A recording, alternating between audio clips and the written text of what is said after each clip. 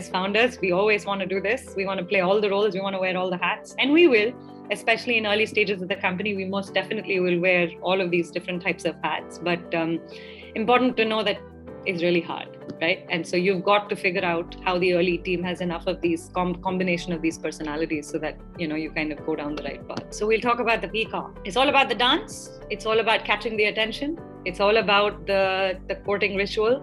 And this is typically the start of, any GTM strategy. Quick framework here. 3 C's: channel, content, consistency. 3 ways to really think about going to market before you go to market. Experimenting with your channel is super, super important. And this is where your Peacock strategy really shines, because you're trying to put your best foot forward, right? It's absolutely a bit of a courting ritual right there. Important to arrest them visually, important to pique their interest with content, teach them something, somehow make them click, right? That's just the goal, make them click, right?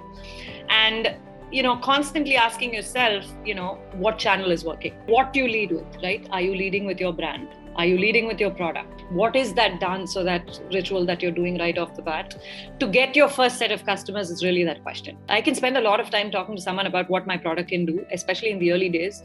But we decided that the brand and what it could represent was kind of way more powerful, because once people were interested and you could pique their interest with kind of a brand marketing where you ask them questions about, do you know how it can help your product managers? Do you know how it can help, your top line or your bottom line or your efficiency? But it's not so much about the specifics of the product, but it's really about, associating the brand with some kind of value that the company really kind of, perceives. I keep coming back to that persona largely because it is about how you put your foot forward, right? It is about, you get one chance at some level, and it's about figuring out what are your channels, are you being consistent in those channels, and are you leading with your brand or are you leading with your product? And I can tell you, a lot of peers of mine who have kind of led with product. Everybody knows what problems are there in revenue operations. Everybody understands financial issues, right? So leading with the brand doesn't really make a whole lot of sense. It's really about the features. It's really about how your product is going to stand out there.